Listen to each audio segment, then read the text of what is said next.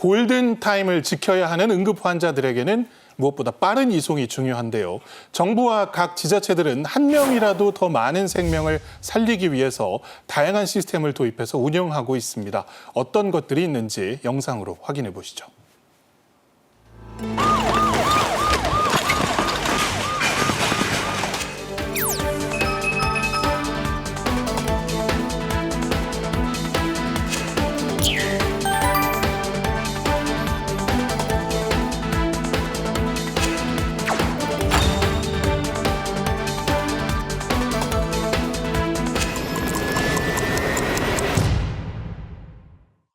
닥터에게는 가능합니다.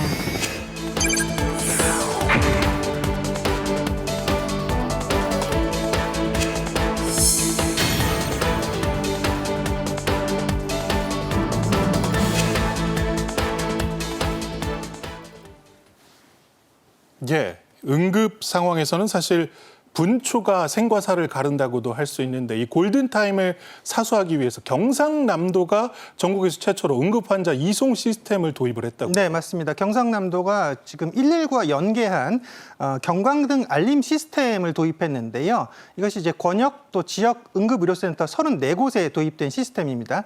이것은 무엇이냐면 우리가 최근 뭐 응급실 뺑뺑이라는 얘기를 자주 들어보셨을 예. 겁니다. 그래서 지금 응급의료 체계가 약간 뭐 붕괴가 되었다 이런 평가가 있을 정도예요. 그래서 응급실을 돌다가 사망한 환자도 있을 정도로 지금 사실은 특히나 이제 지방 같은 경우는 이런 응급의료가 좀 여실히 이런 수도권에 비해서는 좀 부족한 그런 측면이 있는데 이 경남도가 도입한 경광등 알림 시스템은 119에서 이제 응급의료센터로 일일이 전화해서 환자의 상태를 묻고 이송이 가능한지 그런 여부들을 판단하고 또 거기 이송 가능하냐 이런 걸 물어봤어야 되는 예. 그런 시스템이었는데 이것이 이제 응급 환자가 발생했을 때 119에서 이 스마트 시스템에 입력하자마자 바로 전체 이 경남 지역 전체의 응급의료센터에 이제 알림이 뜨는 겁니다. 그래서 여기 알림이 지워질 때까지 결국은 이 시스템이 경광등이 막 울려버리는 거거든요. 그러니까 이제 결국은 이런 경각심이 들 수밖에 없고 빨리 판단하고 이 사람들을 어떻게 조치해야 되나. 그리고 어느 곳에서 만약에 수용했을 때는 다른 모든 곳에 알림이 꺼지는 그런 시스템이기 때문에 결국은 응급의료 환자들을 이렇게 뺑뺑이 돌리는 그런 상황들을 좀 분명히 좀 뭐 바꿀 수 있는 그런 획기적인 시스템이라고 볼 수가 있습니다. 예, 저희가 준비한 화면이 있는 것 같은데 이 경광 알림 시스템이 어떻게 작동하는지 좀 화면으로 알아보도록 하겠습니다. 그러니까 응급 환자가 발생을 하게 되면은 119 구급대와 상황실에서 이송 요청을 하게 되는데 인근에 있는 병원들 모두에 네. 이 경광등이 켜진다는 말씀이신 맞습니다. 거죠? 그러니까 일일이 증상을 설명하고 치료 가능 여부를 구급대원이 확인했어야 되는데 이것이 이제 경광등이 전멸하면서 수용 여부를 의료진이 판단할 수 있도록 하는 것이고요. 예. 여기에 따라서 이제 그 의료진, 병원 쪽에서는 환자 수용 또는 수용 곤란 여부를 입력을 하게 됩니다. 근데 입력할 때까지 계속 경보가 뜨는 거거든요. 예. 그래서 신속한 병원 선정이 가능해진 것이다라고 보시면 되고요. 이것이 지금 119 구급 스마트 시스템과 연동해서 이런 경광등 시스템이 결국은 이런 응급의료 환자들을 빠르게 지금 조치할 수 있는 그런 골든타임을 확보할 수 있다고 볼 수 있습니다. 예. 그런데 이 시스템 새롭다기보다는 일본의 그러니까 마모테 지켜달라라는 시스템을 벤치마킹한 것이고요. 그렇습니다. 오사카의 일본의 오사카시에서 운영하고 있는 마모테라고 하는 시스템인데 이게 지켜줘라는 우리말 번역으로 하면 그런 뜻인데요. 지금 이제 교수님도 설명해 주셨지만 기본적으로 이제 응급 환자가 발생을 하잖아요. 근데 지금은 우리나라는 어떻게 하냐면 경남은 아까 뭐 바뀌었다고 얘기했지만 기본적으로 응급대원들이 구급차에서 계속 전화 돌리잖아요. 가까이 있는 병원에 전화해서 가능하냐, 안 된다 그러면 또 다른 전화하고 이렇게 되잖아요. 근데 이건 뭐냐면 모든 그 시에 있는 예를 들면 오사카 부에 있는 모든 병원에 경광등이 설치가 되는 겁니다. 응급 환자가 발생을 했어요. 그러면 모든 병원에 경광등이 울리기 시작해요. 그러니까 이런 표현, 깡깡깡깡 이게 아주 큰 소리로 제가 지금 적은 소리로 말씀을 드렸습니다만 소리가 귀에 정말 힘들 정도로 소리가 계속 나는 거예요. 그리고 나서 모니터에 지금 현재 환자가 맥박은 어떻고 혈압은 어떻고 지금 현재 어떤 상태이고 어떤 치료가 필요하고 그걸 다 올리는 거예요. 예. 응급대원들이. 그러면 모든 병원이 그 소리가 나니까 봐야 되잖아요. 그냥 가만히 있어도 못 견딜 텐데 소리가 막 나니까 더 이상 못 견디니까 다 볼 거예요. 보고 나서 의사나 병실이 확보된 병원에서 바로 그거를 우리가 받겠다라고 증명을 보내는 거예요. 예. 응답을 보내면 그때 응급 소리가 끊어지는 겁니다. 그런 시스템으로 가다 보니까 일반적으로 오사카 같은 경우에 평균적으로 1분 만에 병원이 지정이 된대요. 그러니까 왜냐하면 모든 병원을 우리가 다 전화해 보면 시간이 너무 오래 걸리잖아요. 그걸 한꺼번에 해결하기 위해서 동시에 응급 시스템이 작동하게 만들고 아주 시끄러운 소리를 통해서 병원들이 다 쳐다보게 만든 다음에 치료가 가는 병원이 바로 그 구급차에 연락을 해서 의사를 대기시키고 그리고 환자를 받아들이는 그런 시스템으로 운영되는 이 시스템이 지금 경남도에 그대로 벤치마킹돼서 활용되고 있다고 볼 수 있을 것 같습니다. 예, 결국 핵심은 각각의 병원에 순차적으로 전화로 확인을 해야 했던 환자 수용 여부를 일시적으로 한 번에 해결할 수 있다는 굉장한 장점이 있는 시스템 같은데 이 시스템을 활용해서 실제 소중한 생명을 살린 사례가 좀 있습니까? 네, 지난달 21일 오전 7시쯤에요. 창원시에서 40대 남성이 경련으로 쓰러졌다는 신고가 있었고요. 이때 바로 119가 출동을 했는데 여기에 이제 경광등 시스템이 이제 작동을 한 거죠. 예. 그래서 신속하게 인근 병원으로 이송했고 치료받아서 이제 생명에 지장이 없었다라고 지금 알려져 있는데요. 결국은 소방에서 평가하기도 이것이 이제 경광등 시스템이 적기 치료와 골든타임을 확보하는 데 도움이 된다라고 얘기를 하고 있고요. 또 의료진의 한 얘기를 빌려오면 구급대원 전화가 오기 전까지는 환자 발생 사실조차 알 수 없다 이런 예. 얘기를 하고 있어요. 그러니까 이런 것들이 이제 두 가지에서 장점이 있는 거죠. 첫 번째로는 이제 이런 그 신속하게 이 내용을 파악할 수 있고 이송할 수 있고 조치할 수 있다라는 첫 번째 장점이 있고 두 번째는 아까 교수님 말씀대로 경광등과 경고음이 울리기 때문에 환자를 받고 조치할 수밖에 없는 그런 상황을 만들어 버리는 거죠. 그러니까 이런 시스템을 도입함으로써 지금 사실 중증 외상 환자 같은 경우는 1시간 내로 이제 그런 어떤 치료를 해야 되거든요. 그래서 이런 골든타임들을 좀 지킬 수 있는 그런 시스템이 도입되었다. 이것이 뭐 전국으로 좀 확대되면 더 좋을 것 같다라는 생각을 합니다. 예, 조속한 전국 도입이 필요한 시스템 같습니다. 촌각을 다투는 중증 응급 환자들은 특히나 빠른 처치와 이송이 중요합니다. 전국 8개 지역에서는 하늘 위의 응급실이라고 불리는 닥터 헬기를 도입해 운영하고 있습니다. 영상으로 만나보시죠.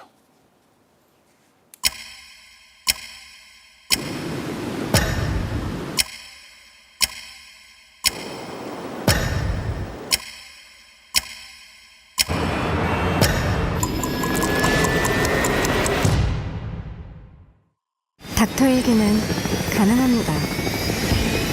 고맙습니다. 당신의 배려로 만여 명의 소중한 생명을 살릴 수 있었습니다. 가능성의 날개, 닥터 일기. 예, 이 수도권 집중 현상은 사실 의료 서비스도 예외가 아닙니다. 그래서 전국의 여러 곳에서 상황이 발생했을 때 이 환자들의 골든타임을 지켜줄 수 있는 게 바로 이 닥터 헬기라고요. 네, 맞습니다.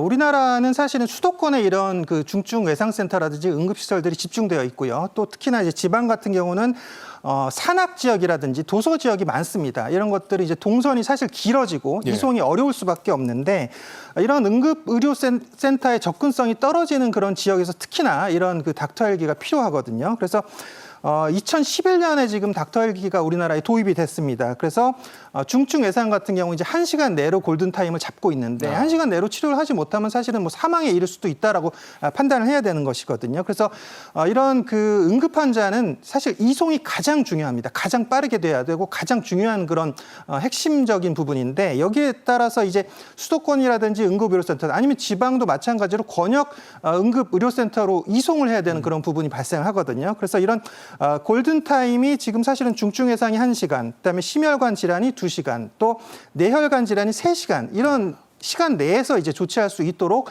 지금 골든타임을 확보하도록 우리가 지금 닥터 헬기를 전국에서 8군데에서 운영을 하고 있는데 이 닥터 헬기가 사실은 소중한 이유는 응급실과 동일한 장치와 또 의료진을 갖추고 있다는 점입니다. 그러니까 그 1시간 동안 이송하는 과정상에서도 살릴 수 있다는 거죠. 그러니까 여기서 사망하지 않게 결국 생명 유지를 한 상태에서 결국 응급의료센터에서 결국은 사람을 살릴 수 있는 그런 여러 가지 장비들을 보유하고 있고 또 의료진도 같이 대동을 하고 운영을 한다라는 점이 사실 닥터 헬기의 가장 큰 장점이고 지금 우리나라 응급 의료 체계에 많은 그런 사실은 선진적인 그런 그 어떤 가치를 부여했다라고 볼 수가 있습니다. 예. 전국의 8개 지역에서 지금 운영이 되고 있다고 말씀해 주셨는데 이 8곳이 결국은 각 권역을 대표하는 곳이 될 것 같습니다. 네. 어딘가요? 서울은 제외하고 이제 있거든요. 그래서 인천의 가천대 길병원, 경기도의 아주대병원, 충남의 당국대병원, 전북의 원광대병원, 전남의 목포 한국병원, 제주의 제주 한라병원, 강원도의 원주 세브란스 기독병원, 경북의 안동병원 8곳에서 이제 운영을 하고 있는데 이게 이제 소형급이 있고 중형급 헬기가 있습니다. 근데 이것이 4군데는 중형급으로 운영하고 나머지는 또 소형급으로 운영을 하고 있는데 지금 뭐 경북 같은 경우도 이런 헬기를 뭐 강원도까지 뭐 긴급 상황이 발생하면 운영을 하고 있고요. 또 옆에 인근 지역에서 만약에 도움이 필요하다라고 하면 이런 닥터 헬기를 운영을 해서 지금 뭐 환자를 살리는 데 최선을 다하고 있는데 특히나 이제 인천 같은 경우 보면요. 백령도가 위치해 있는데 백령도는 배로 왕복해도 8시간이 걸리거든요. 예. 4시간, 4시간씩 걸리는 거리인데 그러니까 사실은 환자가 만약에 발생해서 이송한다, 육지로 이송한다, 사실은 뭐 생명이 위독할 확률이 굉장히 높거든요. 이런 경우 지금 닥터 헬기를 통해서는 3시간이면 이제 왕복이 가능하다라고 알려져 있어요. 그러니까 이런 도서 지역 또 산간 지역에서는 닥터 헬기가 굉장히 큰 힘을 발휘하고 있습니다. 예. 첫 도입하고 벌써 14년이 지났다고 합니다. 그동안 정말 소중한 생명들 많이 살렸을 것 같은데 네. 나온 통계가 있습니까? 지금 뭐 안동 같은 경우에 올해 12주년을 맞이했거든요. 그래서 통계를 냈는데 3,643회를 출동했습니다. 예. 전국 8대 닥터 헬기 중에서 최다 출동 실적이고요. 또 여기 출동 요청은 4,457회인데 3,643회를 출동했고 중증 응급 환자 3,458명을 이송했는데 이게 왜 사실 출동 요청보다는 출동 횟수가 더 적냐면 여기에 따라서 뭐 중증 경증 환자를 현장에서 의료진이 판단했을 때 이제 중증 환자를 우선으로 이송하고 또는 뭐 여기서 조금 더 경증이다라고 하면 그냥 뭐 앰뷸런스를 통해서 이송하는 방법도 있기 때문에 그런 것이고요. 그래서 지금 특히나 이제 주목할 것은 경기도거든요. 경기도가 지난 6년간 1,843번 출동을 해서요. 1,804명의 생명을 살렸는데 생존율을 봐야 됩니다. 생존율이 97.8%나 돼요. 그러니까 거의 다 살렸다라고 보시면 되거든요. 그래서 지금 지난달까지 누적 출동 횟수가 184건으로 또 지난해는 573건을 기록했는데 사실 전국 8대의 닥터 헬기 중 가장 많은 그런 그 활약을 했다라고 볼 수가 있습니다. 예. 경기도 얘기를 듣고 보니까요. 이 닥터 헬기 첫 도입 당시 도지사가 지금 이재명 대통령입니다. 맞습니다. 그 결단을 내렸었고 실제 1,804명, 그러니까 생존율이 97.8% 상당히 잘 도입했다는 생각이 듭니다. 그러니까요. 지금 말씀하신 그 기록은요. 우리가 정말 97.8%, 거의 98%잖아요. 예. 그러니까 생명이 위급한 사람을 바로 살려낼 수 있는 정말 소중한 생명선 같은 것이죠. 이게 누가 제안을 했냐면 이국종 교수. 기억나시죠? 지금 이제 국군 대전병원장을 맡고 있는 당시에 이제 교수였잖아요. 중증센터의 교수를 맡고 계셨던 분인데 이분이 제안을 한 거예요. 근데 그 많은 지자체 중에 정부도 아니고 뭐 예를 들면 중앙정부도 아니고 지자체 중에 경기도가 이걸 받은 겁니다. 그래서 이국종 교수가 닥터 헬기의 필요성을 강조를 했고 필요하다고 얘기했더니 이재명 당시 경기도지사가 예산을 편성해서 그걸 도입을 한 거죠. 그리고 실제로 아주대병원에서 운영을 했던 거거든요. 근데 24시간 운영을 하다 보니까 정말로 긴급하게 필요한 사람, 치료가 필요한 사람들의 생명을 구하는 소중한 역할을 담당했었고 그래서 말씀하신 것처럼 1,843회가 출동을 했었고요. 이 중에 1,804명을 실제로 치료하고 그리고 생존율은 97.8%를 기록한 이런 대단한 기록을 남길 수 있었던 겁니다. 결국 지자체에서 의료진의 적극적인 어떤 제안을 받아들이고 필요하다고 생각해 예산을 편성했던 부분 실제로 근데 더 황당한 게 뭔지 아세요? 이것 때문에 이재명 대통령이 당시에 재판을 받았어요. 그때 탄원서를 누가 썼냐? 이국종 교수가 썼습니다. 이게 필요해서 예산을 편성한 건데 그걸 가지고 문제를 삼아가지고 재판까지 끌고 갔던 일도 있었어요. 이런 일을 당하면서도 굴하지 않고 생명을 살리는 일이란 모든 걸 하겠다는 이재명 대통령의 의지가 반영된 정책이 아니었나 하는 생각이 듭니다. 예. 자, 환자를 긴급하게 이송하는 거는 닥터 헬기입니다만 이제 환자를 살리는데 필수적인 바로 요소입니다. 혈액을 이 드론으로 이송하는 시대가 온다고요? 네, 맞습니다. 뭐 드론이 뭐 최근에 많이 활용이 되고 있고요. 뭐 소방 드론 같은 경우는 튜브를 갖고 가서 그 환자가 있는데 떨어뜨려서 생존율을 높이는 그런 소방 드론도 있거든요. 근데 이제 이 드론이 지금 응급 수술용 혈액도 드론도 지금 활용이 되고 있는데요. 이거 이제 국군 대전병원에서 응급 환자에게 수혈할 섭취할 혈액을 이제 공급하는 배송하는 그런 드론을 지금 운용 중에 있습니다. 그래서 이제 차량으로 이동했을 땐 특히 도심지 같은 경우 러시아와에 걸려버리면 사실 긴급 환자한테 빨리 수혈을 해야 되는데 이런 것들이 막히는 경우가 있었거든요. 그래서 이럴 때 이제 드론을 활용해서 응급처치에 도움이 될 만한 그런 혈액을 빨리 수송할 수 있는 그런 역할을 하고 있고요. 또 뭐 야전 부대와 또 이런 큰 국군 병원 간의 검체 배송에도 드론을 투입한다고 이제 알려져 있습니다. 그래서 뭐 최고 장거리 15km까지 운용을 하면서 이런 혈액을 운반하면서 또 생명을 지키는 역할을 이런 드론이 하고 있습니다. 예. K 드론의 배송은 국토부가 주관을 하고 있습니다. 혈액 외에도 다양한 곳에 드론 배송이 활용될 예정입니다. 영상으로 만나보시죠. 제주도 가파도 해녀들이 당일 채취한 성게알과 비양도 주민들이 잡은 새조개, 한치, 코끼리 조개를 K드론 배송으로 받아볼 수 있다고 사람이 닿기 어려운 곳에 드론이 갑니다. K드론 배송 실시 지역이 50개에서 166개 지역으로 대폭 확대됩니다. 작년에만 1,653km를 운행하며 총 2,993회 배송을 실시한 한국형 드론 배송 체계는 낙후 지역 주민이 직면한 물류 문제를 해결하며 성공적인 상용화를 이뤘는데요. 이러한 노력에 힘입어 올해엔 166개 지역으로 대폭 확대해 생필품, 택배, 먹거리 등을 배송할 예정입니다. 예, 이 드론으로 해산물 배송받으면 굉장히 선도가 좋을 것 같다는 생각이 드는데 그런 의미에서 드론 배송 상당히 많이 늘어나는 거 환영할 만한 일인 것 같습니다. 네, 우리나라도 이 드론 기술이 굉장히 빨리 발전하고 있는데요. 우리가 한 몇 년 전만 해도 아마존에서 최초로 이 드론을 운영했었거든요. 그래서 뭐 피자를 집 앞에까지 배달하는 뭐 이런 드론들이 있었는데 지금 전 세계적으로도 유례 없이 우리나라가 이런 드론 배송 물류 체계를 구축하고 있거든요. 그래서 K 드론 배송이라고 우리가 표현을 하고 있는데 드론 비행로 또 배송 거점, 실시간 관제 시스템을 통해서 이런 사전 구축을 통해서 한국형 드론 배송 운용 체계를 구축하고 있고요. 지난해 14개 지자체 50개 지역에서 2,993건의 드론 배송이 이루어졌습니다. 올해는 23개 지자체에서 166개 지역으로 확대되고 있는데요. 특히나 이제 이 드론 배송이 필요한 지역이 도서 지역이거든요. 섬이 많은 지역들인데 왜냐하면 여기는 이제 생필품이 들어오려고 해도 며칠씩 걸리고 또 여기 뭐 응급 그런 의약품 같은 경우도 또 없는 경우가 있거든요. 그래서 이런 생필품, 먹거리, 또 택배, 뭐 실생활 배송까지 지금 이 K드론이 지금 활용되고 있습니다. 그래서 이 K드론은 특히나 이제 응급 구조, 해양 감시, 의료 물류까지 하늘길을 통해서 실시간 드론으로 지금 확장하고 있고요. 지금 뭐 이 경북 영주시 같은 경우에는 보면 도서관이나 관공서에 가지 않고도 드론을 이제 배송해서 책 같은 걸 볼 수 있게 이제 또는 민원 서류를 받을 수 있게도 이렇게 해주고 있어요. 그리고 또 보령시 같은 경우는 또 도서 지역이 많은데 여기는 뭐 의약품을 배송해주는 시스템을 구축해서 이런 불편함을 해소해주고 있는 이런 막강한 K 드론의 어떤 힘을 보여주고 있습니다. 예, 그 제주 지역에서도 K 드론 배송 실증이 지금 진행 중인데 네. 떡볶이를 보냈더니 돌문어가 돌아왔다는 얘기가 있습니다. 이거 맞아요. 어떤 얘기인가요? 어떤 얘기냐면 사실 금능 해수욕장이라고 있어요. 제주에 가면 해수욕장 바로 거기서 보면 섬 하나가 보입니다. 예. 그 섬이 비양도거든요. 그러니까 비양도가 섬이어서 이게 가려면 어쩔 수 배를 타고 가야 돼요. 물건을 움직일 때도 그렇게 배송할 수밖에 없잖아요.